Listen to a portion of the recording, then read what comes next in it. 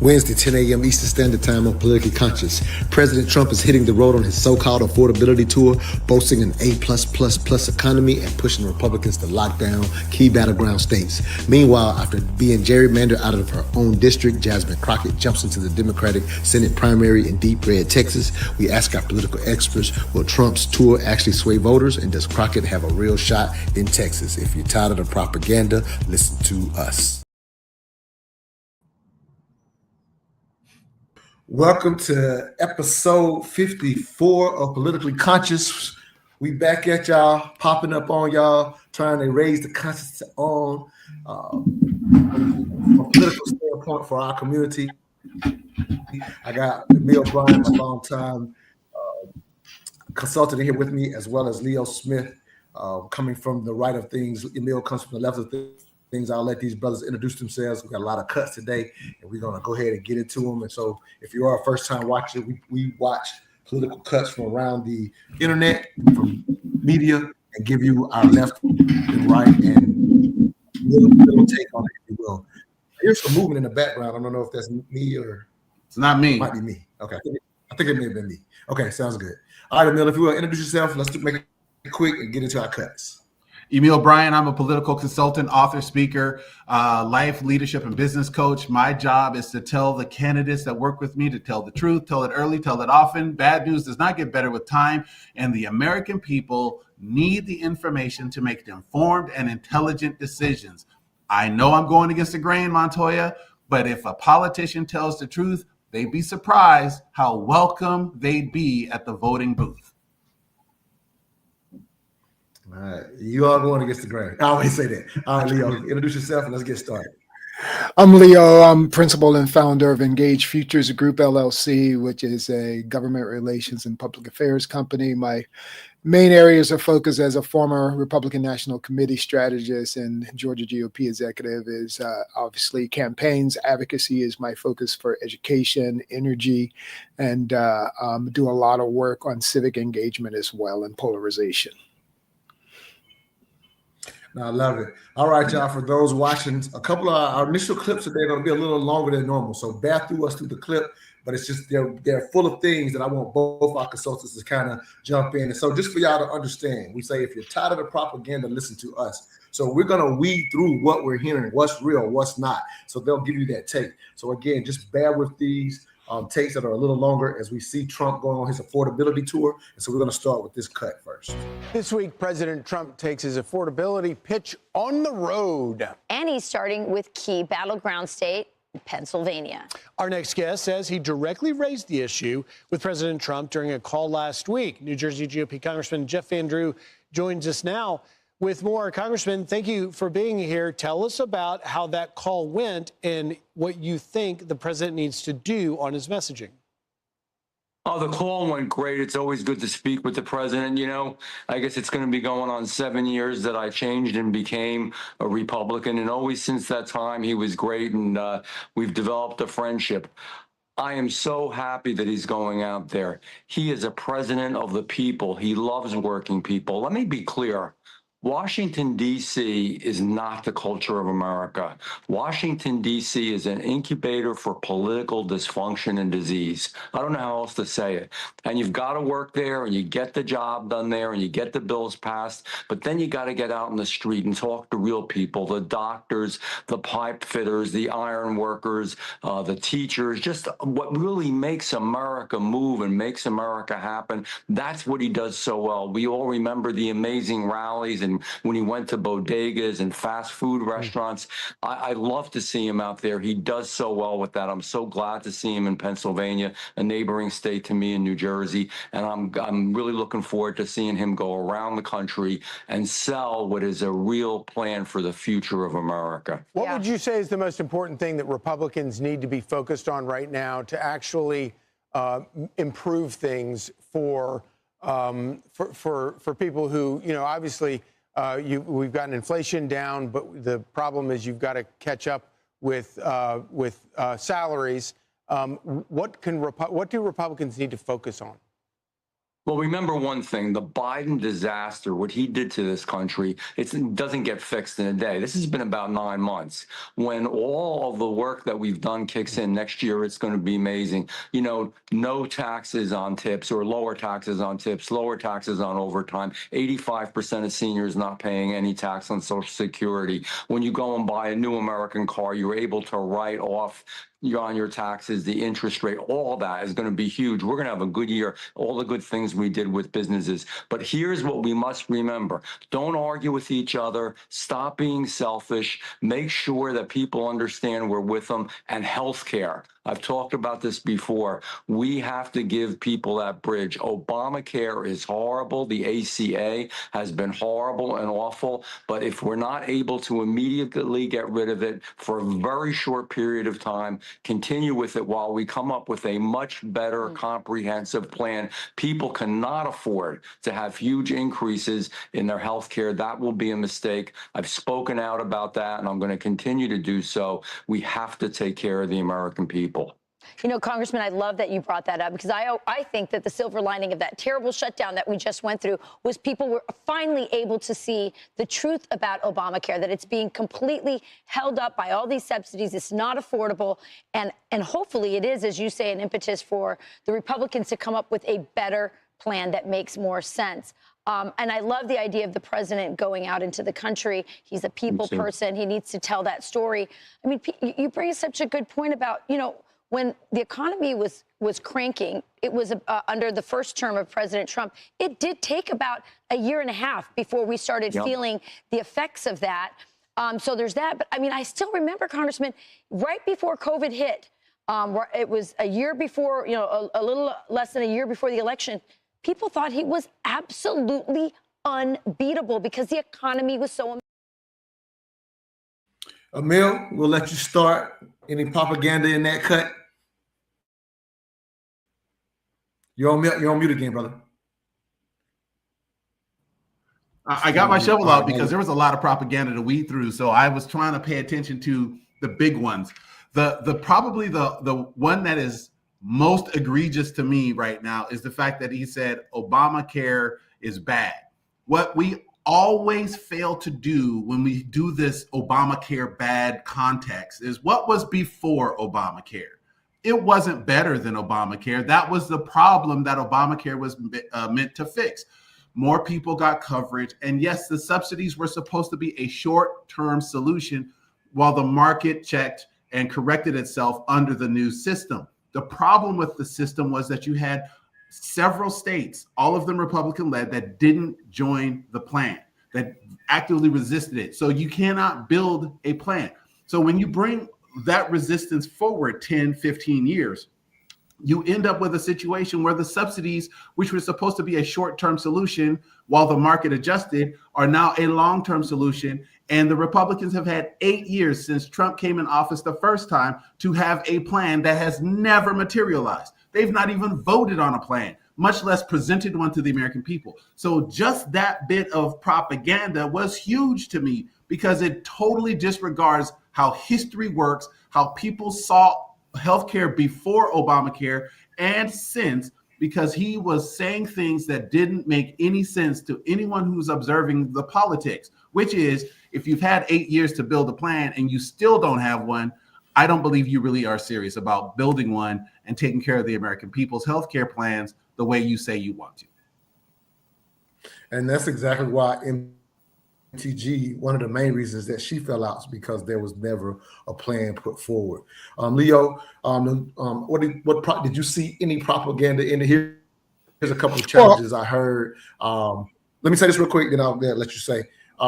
So it was interesting to me that Congress had, I guess, formerly been a Democrat, and in the last 7 to 8 years, he's now a Republican. So that was something interesting. But he said the disaster that Biden gave us. And I've always said that one is a narrative that is not the case, because I felt like Trump received a thriving economy. But I also will highlight that the analyst at the end, I think she was correct in that the economy was doing well right before the pandemic under Trump. So I think both of those. I think the Biden thing, in my opinion, is BS.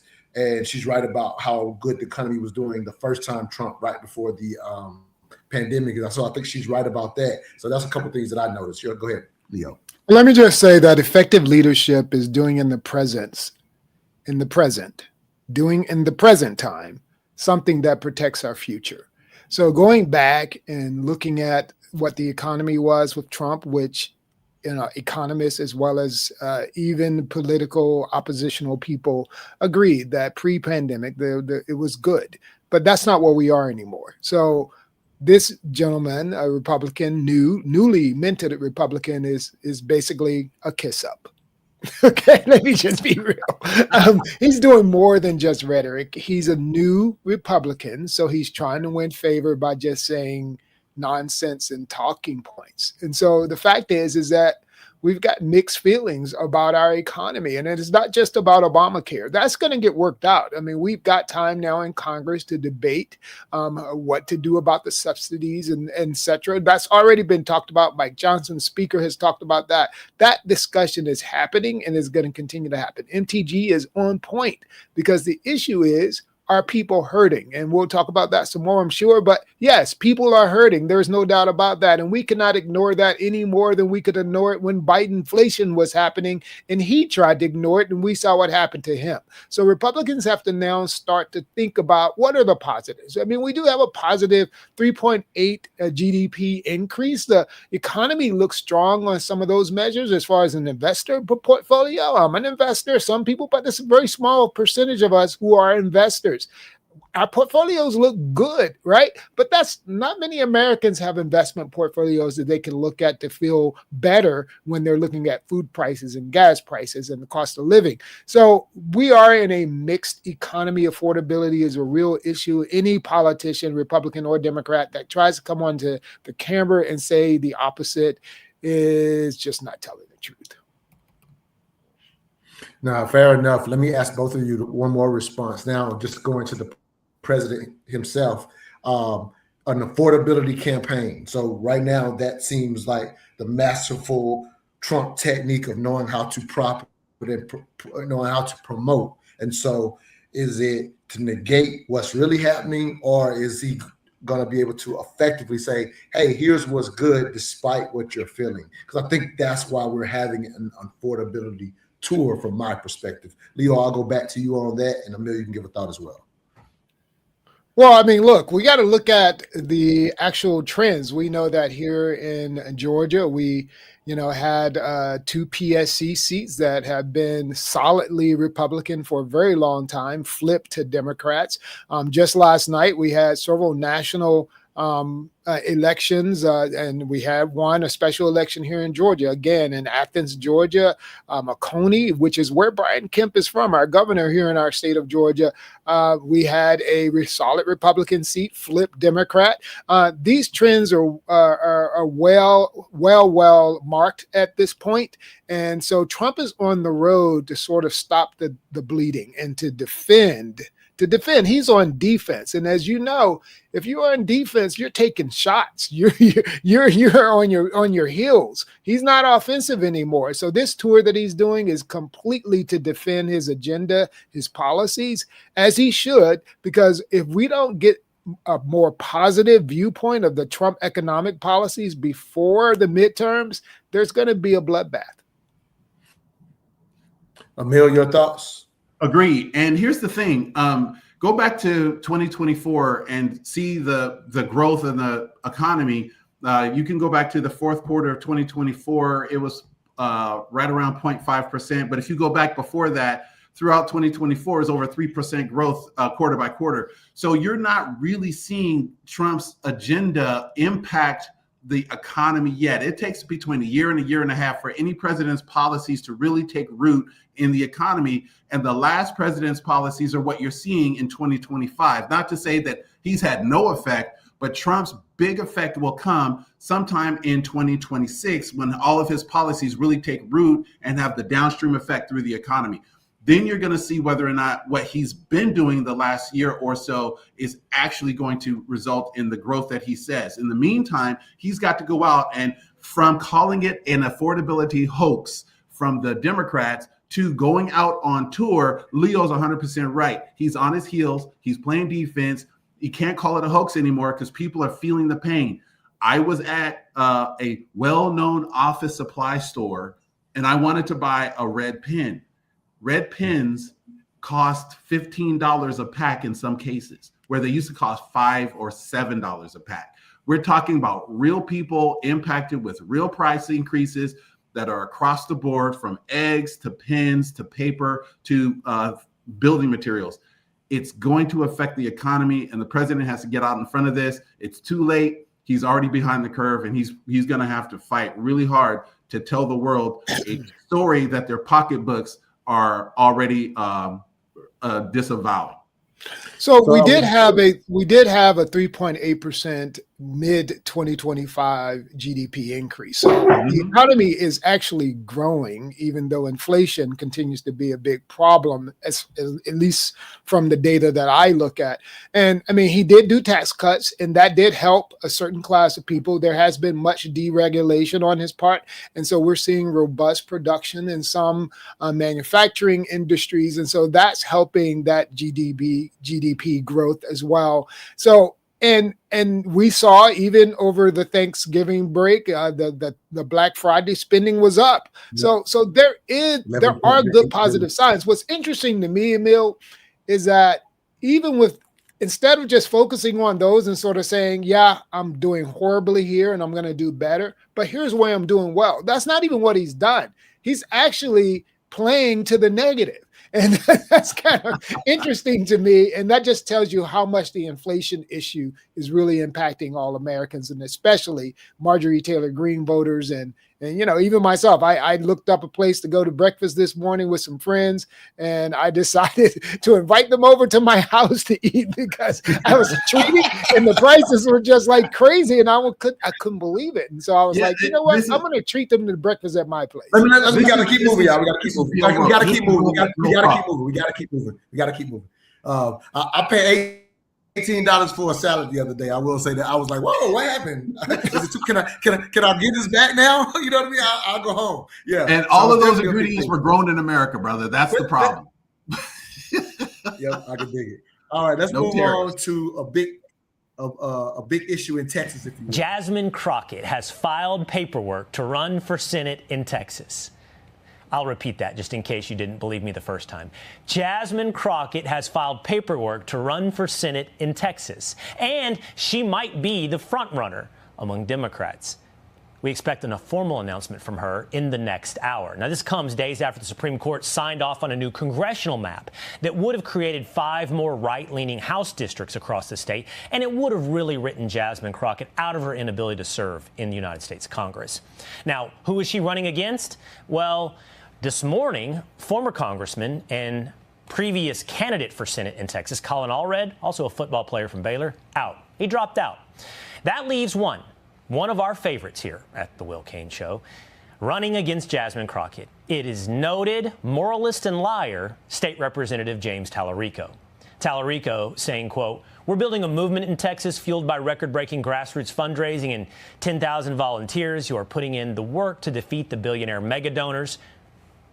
Parentheses, insert from Will Cain, who I also take money from. James Tallarico taking big money from billionaire donors while saying getting billionaires out of politics. He says this movement is about unity, though, over division, unifying with billionaires. Congresswoman Crockett is welcomed into this race. So here it is, crazy Crockett versus liar Tallarico. And the big question, does either have a chance to win the United States Senate seat? Joining me now is GOP consultant Vinny Minchillo on set. Vinny, this is something. It's really something. Jasmine, let's just try it on. Yeah. Senator Jasmine Crockett. We've seen crazier, but that's pretty crazy stuff. I mean, she is just, she knows how to raise hell and raise money. Those are her two best qualities. Have we seen crazier? I challenge you, Vinny. Come up with another senator that would outrank Jasmine Crockett on the crazy scale. I don't know. Senator Crockett. It'd be off the good TV, I'll tell you that. Okay, let's start this one step at a time. Do you think Crockett can win the Democrat nominee for Senate? Would she beat Tallarico? She's a much better primary candidate than a general candidate, because I think what she can do is she can basically run a Mamdani campaign. I think she believes she can activate a big sleeping Gen Z group that's out there. So I would expect to see her do a lot of that stuff, to complain, to reach out to Gen Z voters and go, there's no matcha at Starbucks, and that's Donald Trump's fault. You should vote for me. Well, okay, we can say this right now. It would look like early polling, and this was theoretical polling when nobody was in yet, basically, would say that Crockett is above Tallarico. He has no name ID.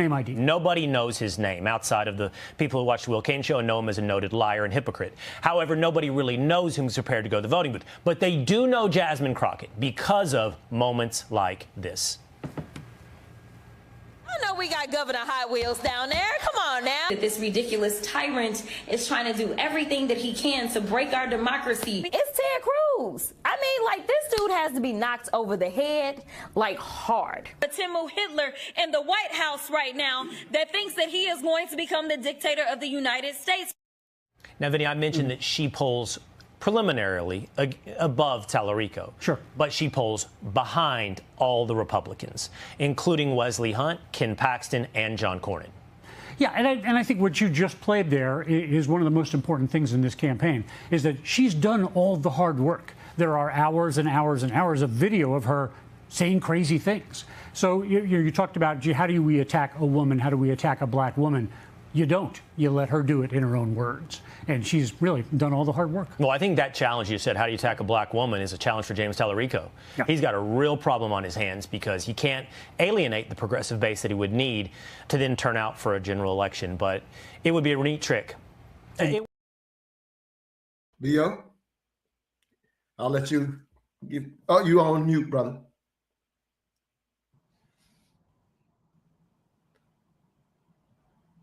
Yeah, I muted yourselves. Leo, you're muted.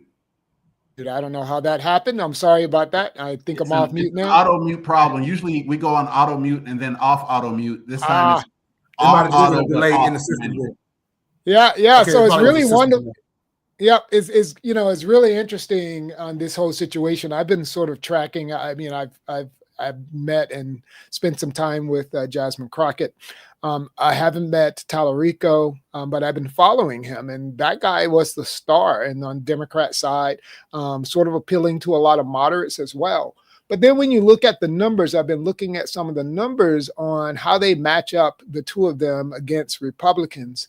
And I think what Colin Allred saw that made him say, yes, ma'am, I'll go take a back seat and get my money together to give to you. And he pulls out because of Crockett is because even before she announced, she was already kind of doing better against Republicans, not by much, maybe 1 or 2 points, but against Republicans, Cornyn, et cetera. Crockett is doing better. And I think that speaks to the younger generation who wants a robust fighter, et cetera. And then, certainly she is able to pretty much demand the conditions in Texas on the Democrat side. I think she's going to come out of that Democrat primary very, very strongly. And I think she will make a really good run for it in a primary, in the general. Fair enough. Emil, your thoughts about Jasmine? Again, I just want in the end highlighting real quick that she was, because of the redistricting, is probably, in my opinion, why she's made this decision. Because I think if I recall correctly, I'll correct me if I'm wrong, the Supreme Court held up what was done. And so in this sense, she said, all right, well, I'll put my name in a bigger hat. Yeah, real quick, the reason why the SCOTUS held up, the Supreme Court held up the ruling in Texas, because Texas followed its own law. It just changed its own laws in time to do the things that it did to redistrict. And the redistricting wasn't racially gerrymandering. It was political, which the Supreme Court has said in the past is okay. Having said that, Jasmine Crockett no longer will have a seat in the 26th election, so she decided to run for Senate. I do not like this for her. I think she should run in Congress again, in the House. Cornyn is a super strong Republican, and Texas is still very red, especially when it comes to their 2 senators.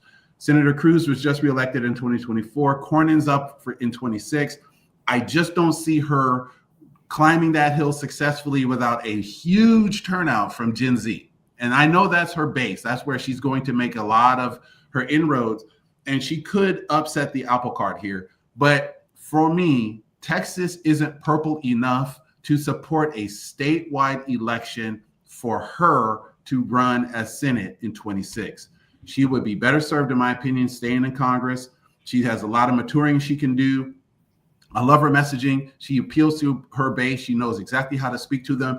The two gentlemen that you saw from Fox News, they like to clown her, but she's worked very hard to establish credibility with her base in a way that makes her dang near bulletproof. And that's pretty impressive for what they did. Just as how do you attack her? You don't let her use her own words against her. Please do that. Please take her out of context. Please show the world who she is in your eyes, and watch how you clown yourselves, because you're going to fall for everything she baits you with in order to show you who show the world who they are, who would do that against her by taking her out of context. She's going to run a very strong campaign. I agree with Leo. I just don't think she's going to be able to win in a state that hasn't gone purple enough to support a statewide election of a Democrat for Senate. Do they really be taking her out of context? She be saying that stuff now. I'm not saying she doesn't say it, but if I'm always going to say a 5, 15, or 30-second snippet when she's making a more comprehensive argument and she's using the kind of clown tactics and stuff that she uses. If you watch her entire argument, it's almost always beautifully logical and fully supported, but they're not going to take that. They're going to take the parts where she's doing the antics and the other stuff. Politics is never going to. I mean, that's why look, let's just be real. Emil, the reason why Republicans were so robust in their interest in the redistricting is because Jasmine Crockett is not just a person as a political interest, another seat. She's a major voice. I mean, this blustering that you're talking about actually rattles a lot of Republicans. It is disruptive to Republican agendas in a red state. So they don't just want to remove her just because she's a Democrat. They want to remove her because she's actually very effective. And so that they need to get rid of her to help the Trump agenda. And so, so if I listen to what you just said, Leo, Emil's concerned because I think it's obvious she has a bright future in politics, right? That's obvious. It's just what makes she be setting herself up for the future. And Emil sounds like you're a little concerned, like, stay here a little longer before you make a bigger move because you're saying you don't think it's the right time. But again, stay where though? I mean, but where does she have an option to stay? She doesn't. Her best chance is where she is. I think. I mean, running for Senate is her best chance, and I think the trends are on her side. I agree with Leo. I just don't know if Texas is ready to support a statewide election of a Democrat for Senate. I'm not saying she's not poised for it. I think she should run as a Democrat in the new district that they just created around her that put her out and puts her in. But honestly, there's a really strong argument for her to run. And Allred is smart enough to realize that he would just get mowed over by Tallarico and Crockett. So he's just bowing out wisely, I think, in my opinion. When it was him versus Tallarico, he had a chance. But I don't think he's going to try to face down that juggernaut from Crockett. Yeah, we got a couple of comments. One from B House says redistricting is going to push her out of Congress. Correct. So yes, you're right about that. Here's a good question. I think, and I'm looking. This is, a matter of fact, this is if you remember, the brother we had on the show was on the show with us the other week from the Black Jab podcast. He's watching today, and he says, I would love for someone to tell me what Crockett's actual legislative accomplishments are. You guys have done it on the show before, so I'll let either one of you jump in and answer his question, and then we'll get to the next cut. I mean, she's probably directly responsible in Congress for about $400 million of federal money coming into the state. She's sponsored and introduced bills called the Strip Act to decriminalize fentanyl. She's done some other stuff with the Judiciary, Agriculture, and Oversight Committees to really help shape some strategy that has directly affected Texas. And despite the fact that she's a Democrat, she's been working with the energy sector to figure out how to improve clean energy funding in Texas, which has actually taken root, as well as trying to get emissions down. So she's done a lot for the short time she's been in Congress. Could she have done more? And could she have been more progressive? I think so. But her record is actually pretty good. And House.gov, if you want to look at it, you can look up every legislator's accomplishments in House.gov and find out for yourself exactly what bills she sponsored and where those bills went and all the other things that she's done that are recorded in the congressional record. So she's got a little body of work behind her.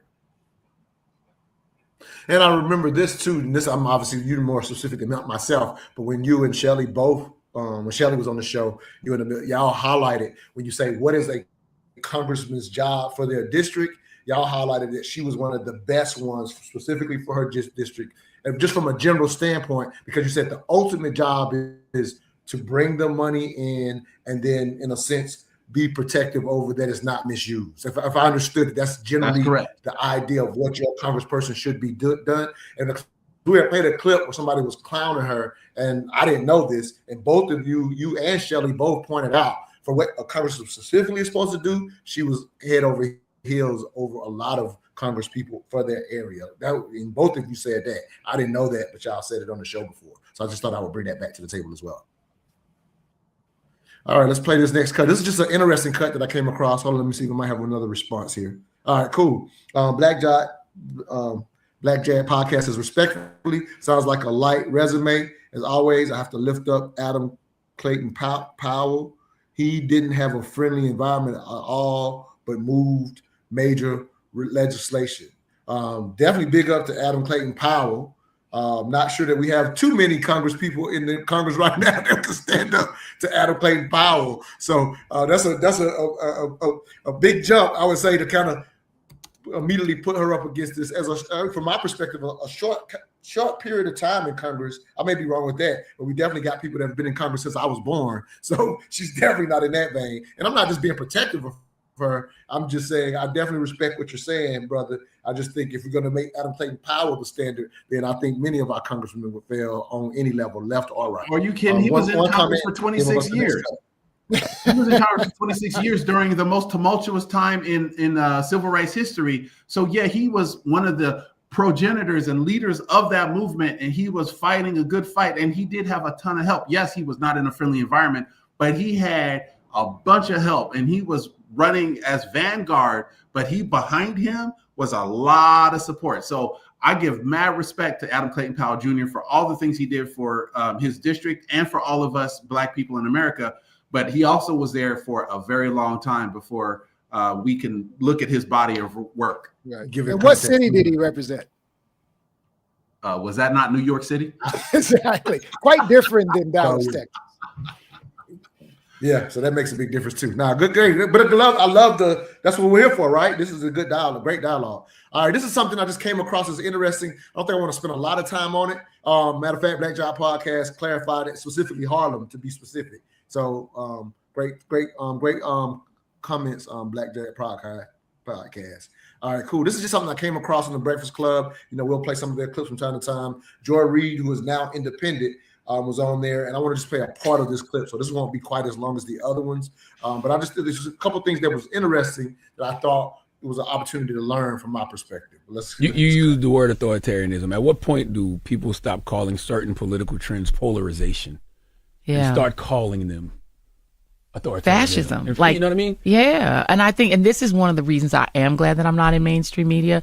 It's very difficult because the governing authorities over you say, and the standards and practices says, well, don't call that fascism. Don't call that authoritarianism. Just call it a difference of political opinion. It's a difference of opinion. It's not a difference of opinion. It's fascism. And I think more of us need to say it and just get used to saying it, because you can't fight something you can't name. Mm-hmm. And if we're not naming it authoritarianism, in fact, which is what it is, and they're not like subtle about it. They're being very clear. They want this is a white supremacist government that's saying if you are not a white Christian male, you are just not welcome in any institution. You're not welcome in academia. You're not welcome in the military. The whole thing. We're bombing boats in the Caribbean. Like, what is this? And it's being normalized as if this is a difference in politics. It's not. I'm gonna tell you why I get confused by it. I do think that a lot of things that I see are authoritarian strategy, but when I see somebody like President Biden say it's a threat to democracy, but then he's outside the White House saying, welcome home. Or when I see, Zohran Mamdani call Donald Trump a fascist, but then say, I can work with a fascist. I'm like, Well, that's not how I was taught how fascism, you can't work with a fascist. Yeah. Like, that's never worked in the history of mankind. So sometimes we say these words, but when we don't act upon these words, it kind of takes the meaning out of these words, I think.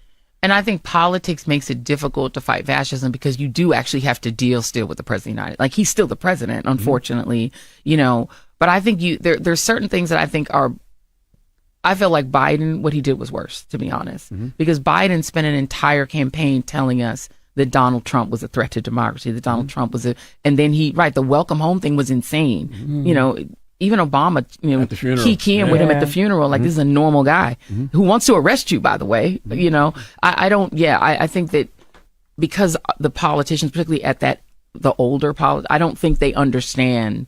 I don't think they really think it's fascism and authoritarianism. I think they think it is difference in politics. That's what I worry about. But that's how I feel about Mondani too, because I feel like if you use those words while you're campaigning, like when you get in you become the elected official and become mayor, I understand you have to work with them. Yeah. So maybe you shouldn't use that kind of language if you're going to tell us you can work with a fascist, because that's not how fascism works. What I'll give him credit for, though, when he was point blank asked, even in his presence, is he a fascist? He was like, yeah. He was like, yeah. He was asked on Meet the Press. After he got a little pat and was like, oh, it's okay to call me that.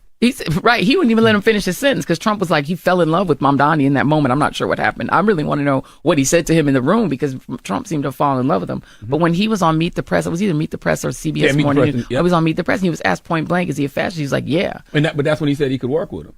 And that's why I got confused. I was like, I've never seen somebody work with a fascist in the history of mankind, and it bodes well for them. Except that's actually how you normalize fascism. Right. Well, I mean, the reality is the one time that you could say, well, I don't know if you would call him a fascist, he was definitely an authoritarian, was Stalin. Yeah. And I mean, FDR worked with Stalin. I mean, you had Khrushchev worked with Kennedy. I mean, unfortunately, when you have a regime, you've got to deal with the regime. And I think if you're the mayor of New York.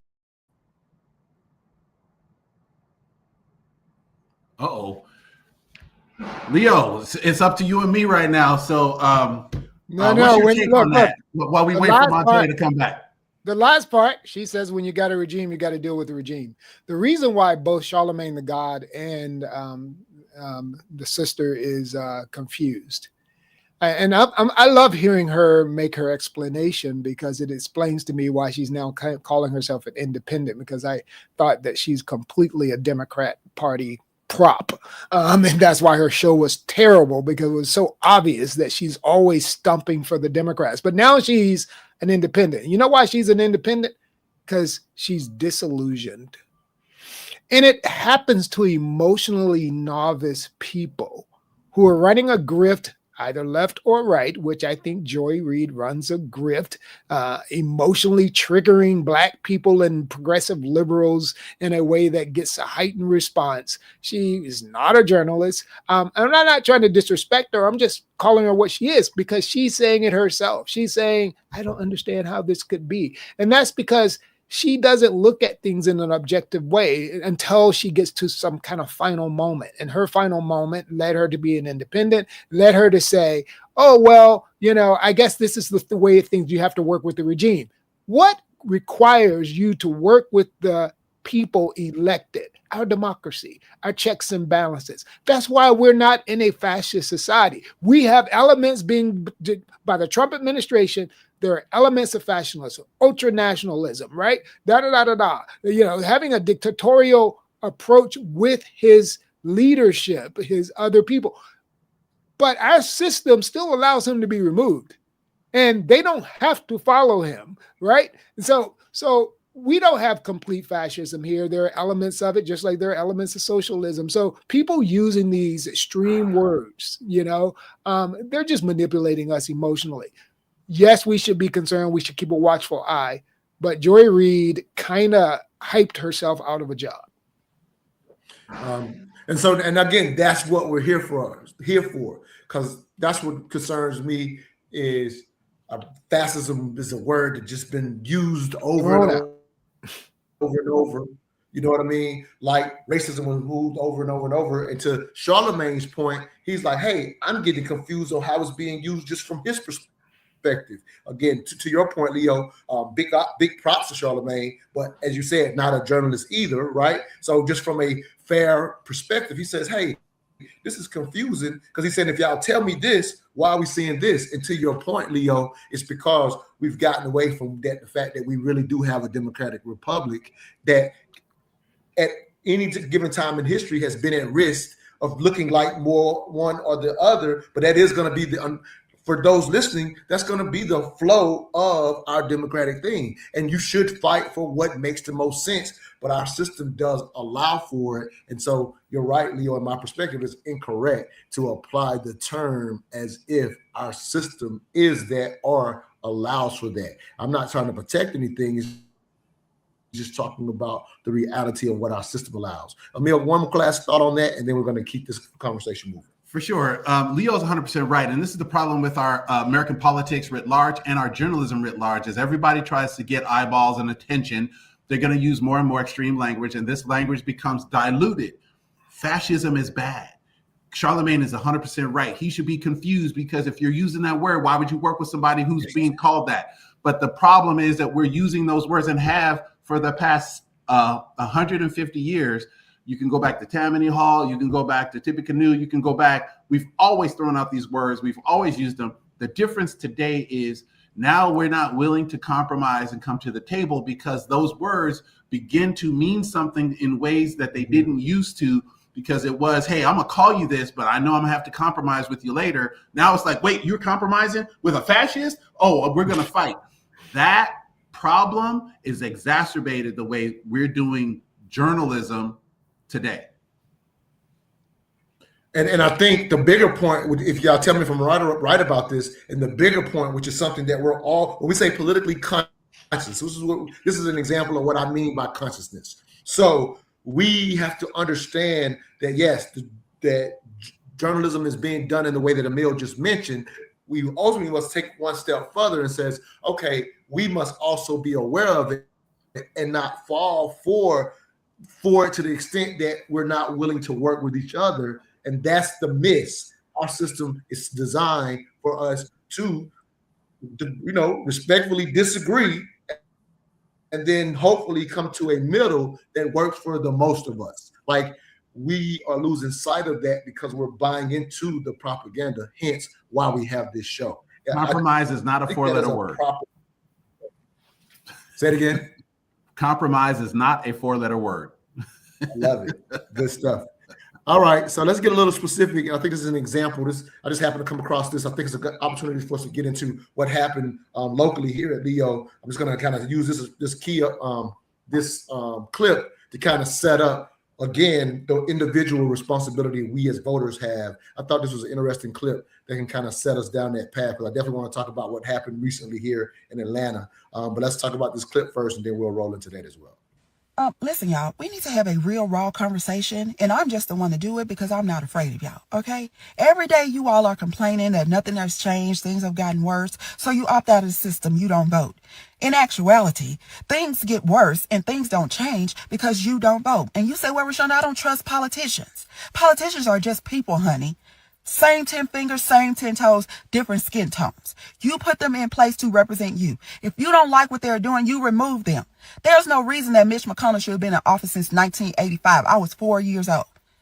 I am not a politician. If I decide to run and win, I am now a politician, which means up until I become one, you trusted me and now you don't. But you don't know my story. You don't know that I am a veteran, a queer black woman with a trans son and a mom that's dying of dementia. Everything affects me. They are now changing laws where they're only requiring one nurse to be in a facility. That will affect me if I decide to put my mom in a home. The prices are ridiculous. Who got 10 grand a month? I have a trans son, so I'm fighting for trans rights. I am a queer woman, so I'm fighting for LGBTQIA rights. I am a black woman, so I am fighting for black rights. I am a woman, so I am fighting for women's rights. I am a veteran that used to be homeless. I understand everything from housing to pay. It affects me all. But if I decide to run, you all don't trust me. You're running a purity test against candidates when there's no perfect candidate. Nobody's above criticism, but nobody is perfect. Meanwhile, the opposition don't care about any of that. You understand me? So things will get worse and nothing will change because you all either opt out or you decide you're too good for this system. Everybody's affected by this system. I want you all to understand that. Get over yourself. Get in the field or get out the way. All right, Leo, well, it's your turn, so we'll start with you. I thought it was a very interesting cut that really, in my opinion, beautifully just highlights how there's so many ways that local politics affect you. I thought she contradicts herself with her last comment when she says, get in the field or get out the way, just from the standpoint of getting out the way for many will be that 1/3 of the country who still never votes. You know, we highlight that President Trump got the most votes at 77 million or whatever, but most people don't realize he eked out percentage-wise. Kamala got 75 million, but there's still a whole nother third of the country that stays uninvolved, even though the stuff affects them. That's the bigger point that I think she's making. But I just wanted to, hear your thoughts on what she had, your and Emil's thoughts on what she had to say. No, I thought she beautifully explained herself, and she, pointed out the importance of the politics of self-interest, which all of us should operate by. I don't agree with her lifestyle and all. I mean, there's a lot of stuff about her that I'm like, that's interesting. I mean, that's not, however, everybody should be able to exercise their voting rights in a way that serves their interests. From the beginning of our Constitution, that's been the model. Now, but people choose not to. It's mind-blowing to her and me. That's what she and I totally would probably agree on everything. How dare you not exercise your own self-interest, represent yourself with your vote? And we know, and I know you're going to get to it a little bit, that one vote can make a huge difference in what outcome. Last night I had an event, and a young lady who wanted me to give her some political mentoring came to the event. She's a young entrepreneur. She's only 29 years old. She doesn't vote. She says she hates politics. And I said, how can I help you? She said, well, I lost a business because of a coding issue, a local zoning and code issue. And I said, you said you don't like politics. And she goes, I don't even vote. And I said, you could have influenced your ability to keep your business if you understood who makes codes and who they listen to about codes. If you'd exercise your political power, even with a $20 donation to the mayor of that city, your chances of losing your business would have decreased 1,000%. Wow. Emil, if you don't get into politics, politics will get into you. That's your favorite comment. I love that comment. Emil, any thoughts again to the sister pointing out how many ways politics affect you, whether you vote or not? I want to make this a case of whether you should be voting or not. It's really, we're trying to raise your conscious level for you to really understand, at least pay attention to what matters to you. She clearly laid out all of hers, but go ahead. Mm-hmm. So if you want to be controlled by 15% of the population, don't vote, because that's what's happening. In cities and states around the country, some of the most important elections are being decided by less than 15% of all registered voters. If you want your life controlled by 15% of this population, and y'all know how the public education system is, so those 15% could be anything from the craziest people to the most educated people, but you're leaving your fate in their hands by not voting. She's 100% right, and I love that she broke it down. The highest participating states, Minnesota, Oregon, Washington, Connecticut, they hover around 80%, 75 to 80%. The lowest voting states, the Texas and Louisiana, they hover around 60%. So you are getting a state where at best you're seeing between 60 and 80% of the population decide the fate of the politics in that state. What about that 20 to 40%? That's the problem we have in America. That 20 to 40%, what Leo calls that third, you know it very well, Montoya. That third is willing to throw up his hands and say all politicians are the same. They are the same because you let them be the same. That's what she's saying. They are regular people. They put on their pants one leg at a time. They 10 toes and 10 fingers. But you know what else they do? They respond to your requirements. Why do they respond? Because they know their livelihood is in your hands. So they'll either suppress the vote or encourage the vote, depending on how they see you. And the ones that suppress the vote, they're winning because a third of us have decided, I don't want to play. That sister was 100% spot on. And to Leo's point, or to your point, Montoya, at the end when she said get off the field, get in the field or get out the way, I hope people don't hear that message, because we all need to participate. These people need to be thrown out when they don't listen to us. And when you get out of the way, what you're saying to them is it's okay for you to be substandard because I'm going to let you. That's what not voting says. You're okay not representing me. All right, we got a quick comment. Marquise Harden says, I love when someone says they don't agree with someone's lifestyle. I find that hilarious on so many levels. Wanted to highlight this, Leo. Speaking of how one vote can matter, you just helped a sister win a race here in Atlanta, very specific to the entire Atlanta school district. So if you could just highlight, and Emil was one of the first ones to bring this to the show, of how certain groups within politics said they're going to take advantage of these smaller elections and make sure they turn out to push the agenda because they know that people won't turn out. So they took advantage of it. So you just had an election where very few votes decided the seat. If you could talk about that a little right now, Leo. Yeah, and let me be clear. My comment on lifestyle could have been extrapolated on because I'm talking about the political interests of that lifestyle. Those are not mainstream norms of society, and that's debatable. But I can say that with pretty good confidence. So on the issue of the representation of politics and our impact, the impact of the vote came very glaringly clear here in the APS, Atlanta Public School race that we just had on December 2nd runoffs. I mean, you're dealing with a situation like this. We had a young lady, Johns Hopkins educated, a Black woman from Atlanta, went to public schools in Atlanta. I think she was in Stone Mountain. And then, and she runs and she ends up in a runoff against a white kid who doesn't work, admittedly has no job, but was supported by the Working Families Party just because he was an extreme socialist, okay? So he runs on that. His parents are funding his whole civic engagement, political interest career. He's run for school board before. He's hardly ever voted, but he's run down twice. This kid even says on 11 Alive News, I have no experience. But guess what? With the lady who's been working with the education system, serving Black kids successfully, getting Black kids into college, got a proving track record and wants to do more.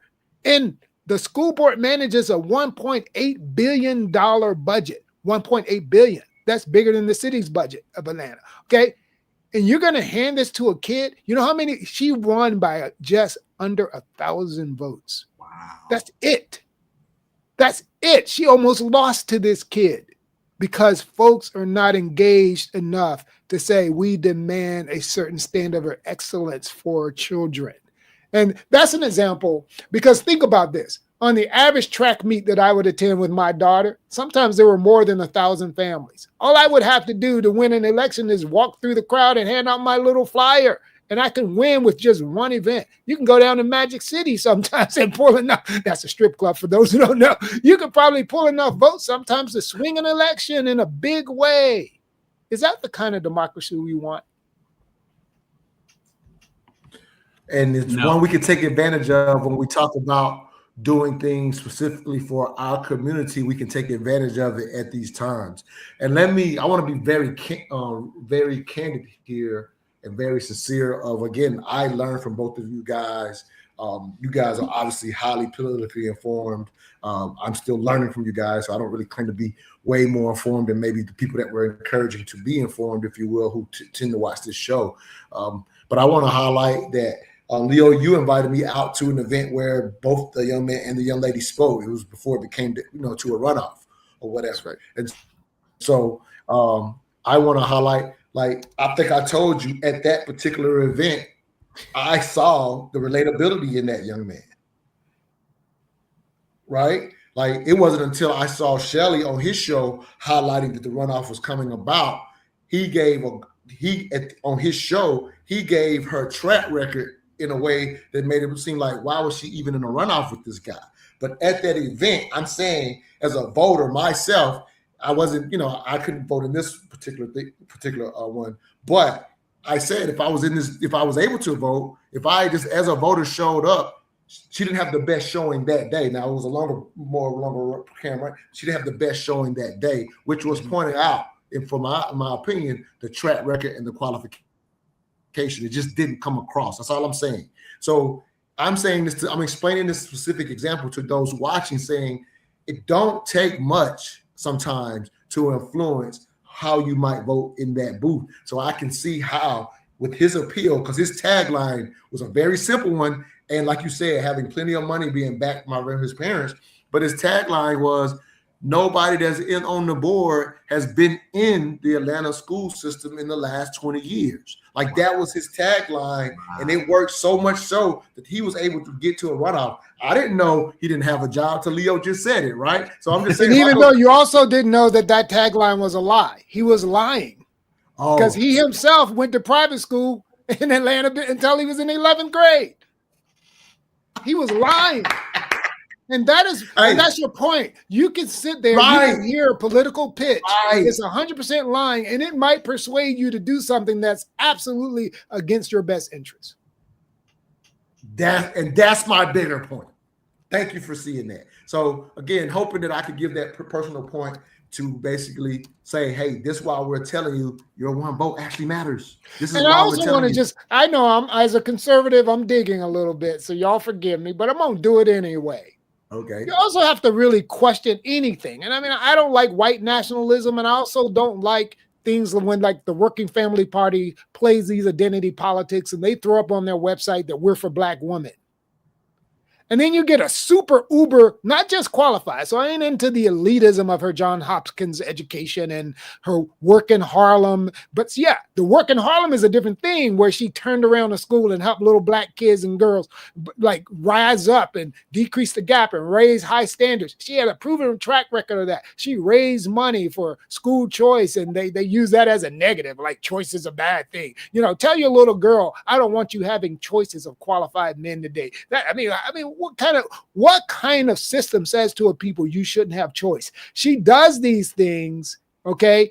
Her record showed not only is she a Black woman, Working Family Party, but she's successful at helping poor kids, which is another one of your things that you claim that you were for. So the hypocrisy is ridiculous, and that I want to call that out. No, fair enough. That's what we're here for, man, is to speak the truth. All right, so now I'm about to call you out. We talked about this, Leo, if you remember. If you got 10 more minutes for me. You got 10 more minutes? All right, cool. We call this, for anybody watching, we call this our extra innings. We talk specifically politics. In the extra inning, we try to get deep into our community, which we've kind of already done it with this last conversation. It came down to a particular, but and the last point on that is it was less than 1,000 votes. Don't tell me your one vote doesn't matter. So let me kind of close out that with this. And so we played this clip on the last time you were on the show, and you had a response. I'm going to play the actual clip so people have that context. Then I'm going to let's play your response, Leo. So we're actually replaying a clip. I don't think we've done it on the show before, but it's just to create these extra innings where we kind of go a little deeper. And so this is the clip that we played, and I'm gonna let everybody hear Leo's response to it, and then we'll get into the dialogue. They're both like a minute and a half long, so bear with us, about 3 minutes, not too long, y'all. All right, here's the first one that we played. Let's cut through the noise and tell the truth. Joe Biden was the most pro-Black president since LBJ, and he did all of it in just one term. Here's the record. He had record low Black unemployment. He achieved record low Black child poverty, record high HBCU funding, record high Black student loan forgiveness, record high SBA loans to Black businesses. And he had 7 Black cabinet members, the most in U.S. history. That cabinet included the first Black and female vice president, first Black secretary of defense, first Black EPA administrator, first Black head of OMB, a very important office, first Black chair of the Council of Economic Advisors. He also appointed the most black federal judges, 63 in all, including the first black woman on the United States Supreme Court. Again, Biden did all of this in one term. But now Trump is back and he's trying to erase all of it. If you don't know the facts, you'll fall for the lies and disinformation of the pro-black imposters. Remember, all your skin folks aren't your kin folks. Stay woke. I hope we can have you back, because the analysis that says that I want to love black people and black resilience enough to be critical of it, to say that we need more than just representation. I mean, look, the number of times, Emil, that gentleman said first black this, first black. Well, what does that mean? First black to get on first base, first black to throw a football. I mean, it's like, if we had $1 for every time a first black incident happened, we wouldn't need reparations. I mean, it's like, okay. I mean, I'm the first black person to pick up his coffee mug on the Montoya show. It's like, how is this standard that we have? It's so low. And so when people ask me, why aren't you a conservative Democrat, Leo? Because you're pro-black, you're pro-social justice, da da da da. I said, because you know what? They're not committed enough to the crap. I don't want first black. What I want is real commitment to a democratic republic that represents and commits to restorative truths, things that are real and systemic, that allows us to have freedom and independence without having to position ourselves to a white way or even a political way, but a dignity way, a self-reliance way. So I'll give you props. I actually put that clip up on the page and it got a whole bunch of watches. People loved it, just to give you that. So I did put that up on the page and people loved it. And I thought about it after the fact. We talked about it very briefly and I said, let's save it for the show. So we haven't talked in depth for anybody out there watching. And I said, when I thought about it, I wanted to say this to you. I felt like you leaned into the first black, which was obviously because he laid it out. So I'm not knocking you for that. He kept saying first black, first black. I felt like he ended it with that. You highlighted, and here's one of my point of issues with you. I have a couple, but here's one, and I'll let you respond, and then I'll tell you the other ones. So one point of issue was saying, hey, the money that was thrown at the HBCUs, in my opinion, you were a little dismissive of it, and I think that's unfair from this standpoint. Like, you and I both agree that money doesn't fix education at the primary level. Like, we both, we've had that conversation. Like, just throwing a bunch of money at school districts in itself. Oh, I raised this much money for the school district on a primary level. That in itself is not going to fix education. So we agree on that. I think it's a big difference on the amount that goes to the HBCUs. I happened to hear right after that show from a sister who, I think it might be maybe Morehouse or maybe Spelman that she works for. They're all having to take a pay cut in order so that none of them lose their jobs. So I'm saying that money to the HBCUs, I'm not just giving Biden that. We try to increase it every year, but that's a very effective tool because we still know our HBCUs provide half our engineers in the entire country, even though a lot of us go to PWIs. So I'm just saying my point of contention is some of the things that he highlighted in the beginning, the lower employment rates or the more people on healthcare, those things do effectively help our community. So I think those are things that can be highlighted. Go ahead, brother. No, I thank you for sharing that. And I stand by everything I said that day. And yes, in the essence of time, I picked out, some of the representational politics that I thought were being played with the gentleman's comment. And I did not, extrapolate on the other metrics that he brought out, including, some of the metrics he said about low black unemployment. But however, there were, pre-COVID, Trump also had low black unemployment. If we want to talk about Biden's record and say, here are things that he did, I can specifically say that within the Inflation Reduction Act, Biden gave so much money to the ground game of climate activism that there were black people who benefited from that. So I made a statement there, but is that legislation that systemically changes the resilience and quality of Black people's lives? Because Stacey Abrams was able to go and abscond $300 million because of Biden, does that help all Black people? I don't think so. So my point is that yes, Biden did some things, and we can talk about those things. And again, that's the importance of elections. So if you want that kind of action, and those are more executive order type actions to take place, then vote and then create an agenda that says these things are things that we saw Biden do. Now you got a track record. You can say, okay, he did this, he did that, he helped the HBCUs. And if you think that those things are going to increase Black wealth and resilience, hey, go for it. You should, and I will also push for anything that's going to help Black resilience. Now, I work on energy policy because I think it's transcendent of Blackness. I think it's a strong economic resilience for the future of America to have a reliable, sustainable sources of energy helps all people. I want to say this last thing and I'll stop. Black people, we better wake up to the fact that though we know that we are moving into what I would call a post-racial society, not in practice, meaning racism still exists and is going to continue to hurt us. What's going to change, though, is the amount of interest or empathy that people have about racism, because there's a backlash going on. The perfect example is what I just said. The Working Family Party, which claims to be for Black people here in Atlanta, ran a bunch of white people on a pro-Black agenda, because what they're saying is that we no longer are going to yield to the idea that Black people should be representing Black interests. Hey, I'm not going to call that right or wrong. I'm just going to tell you the game is changing. And you need to be aware of that and really develop an agenda focus rather than a representation focus.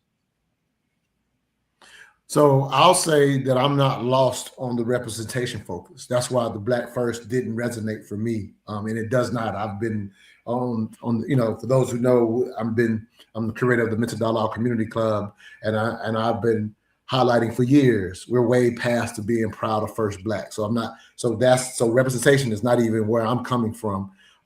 However, what I am saying is, at the end of the day, systemically, for example, here in Atlanta, knowing, having worked with people who are in the finance industry who specifically help, for example, elderly with, their medicines and they try to help them with that kind of stuff. I know there was a significant difference in how much people were paying because me and Emil used to talk about it, that there was a track record. Again, he and Emil wasn't caught up in the first at all, but there was a track record of African Americans overall performing pretty well under the last administration. This is not me fighting for Biden. I'm talking about because what we highlighted was that those policies in reality do help. If more of us are getting access to become doctors of engineering because more money is to the HBCUs. So I do look at that as an overall systemic benefit to our community, for example. Thank you, Montoya. And I don't disagree. And that's why I said, look at what you think Biden did well, and then decide that you're going to get behind a candidate who will do the same things if you think that those things were effective. Because it's been done once. That means that door has been walked through. So again, the big one is the climate issues. Obviously, there's a lot to be talked about related to subsidies for medical care and those kinds of baseline safety net issues that we might want to talk about without destroying dignity, So that discussion needs to be held. The Congressional Black Caucus needs to be talking about that. Local cities, Atlanta itself needs to be talking about how can it do things that were like that. Now, I want to make sure we're clear that there's a difference between policy by executive order and policy by legislation. Absolutely. Okay. And we need to make sure that we are implementing some policy. If we had implemented policy by legislation in a stronger way, wouldn't have been able to roll back a lot of the things. That's a fair comeback. Emil, we went back and forth because I told him I wanted to call him out about it. Sure. I don't want to take too much more of y'all time. So it'd be nice for you to kind of give a synopsis of what you just heard as you sat back and watched us go back and forth based on his comments from before. on an individual personal level, I'm always proud of the first Black. I always want to see those people shine because they typically are overqualified for the positions for which they are appointed or selected. But the problem is that I need to see from that initial push the policies and the focus that affects the rest of us. So I want to see how they use that first Black position to do things for our community. If I don't see it, then I can celebrate it individually. And then I'm gonna be like, okay, next, because I need to see what Neo's talking about, those policy implications, those downstream policy effects. The other thing that I'll say is that if we're going to have a discussion about whether or not Black people are going to prosper in this nation, we have to contextualize it. Black Jack, when he was on the podcast, and that's the one that you were showing, Montoya, he was very clear. Are we fighting a fight where at the end of the day, all we are is is our cage more gilded or less gilded? Are we really free? Are we really able to accumulate and pass on wealth that affects our families and our families' futures in a positive way in a nation that has always been hostile toward us? If we don't have people who understand that fundamental reason for our position in the political system, we miss out. I don't want us to be wealthier. I don't want us to be different than we are without the freedom, the dignity, and the responsibility that we've talked about before. No, fair enough. Here's my last thing I'll say, and we don't have time to explore it. But ultimately, I think what you just said, there is an aspect of we misunderstand what, in my opinion, what politics could and should provide us. And what I mean by that is the idea that there are systemic things that give us an opportunity to gain, either whether it's massive wealth or, in a sense, reposition ourselves. I say we still have, to a degree, misunderstood what our ancestors did to Adam Clayton Powell Juniors of the world. They set us up for the opportunity. We can't, in my opinion, ask for politics to give much more than that. But, but I can if I want. It's obviously my choice. But if I'm saying, hey, more people are getting jobs, more people are getting education, that is, whether, I don't care if that's D or R behind the name, but whichever one's giving me that, I could care less about the identity politics that's often used as propaganda to say vote this way or that way. I'm still just looking at the real numbers. And so even if I don't agree with the identity politics that's being pushed forward, I still got to side with who's given the most opportunity based on where our people are really at.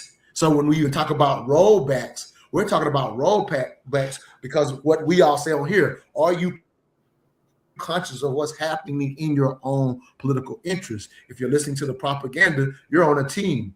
I don't think African Americans can afford to be on either team based on the policies that are most effective for us. So, guys, I got on my personal soapbox to end this thing. But thank y'all for another great show. We'll pop up on y'all next week. If y'all think y'all saw something very important today, please share this with your people. And if you're in Atlanta, I'm gonna close with a unashamed announcement for the Mental Dialogue Community Club. If you're in Atlanta, I'm going to close out with this commercial. We'll see y'all next week. If you're tired of the propaganda, listen to us. And again, if you're in Atlanta, join us for an amazing event. Brother Leo will be there as a judge for the Soapbox Dialogue. The Mental Dialogue Live Experience presents Soapbox Dialogues Friday, December the 19th, 7 p.m. at Urban Grind as ATL's boldest minds take to the soapbox for 5 fiery minutes, their mic, their moment, then face real-time questions and clapbacks from the crowd, featuring Akua Elabuabun, Mario Reyes, Casey Venens, and Dr. Bilal King. Donation entry, free parking, and after party at Rocksteady. If you bring smart and good people together, smart and good things happen. All details at mentaldialogue.com.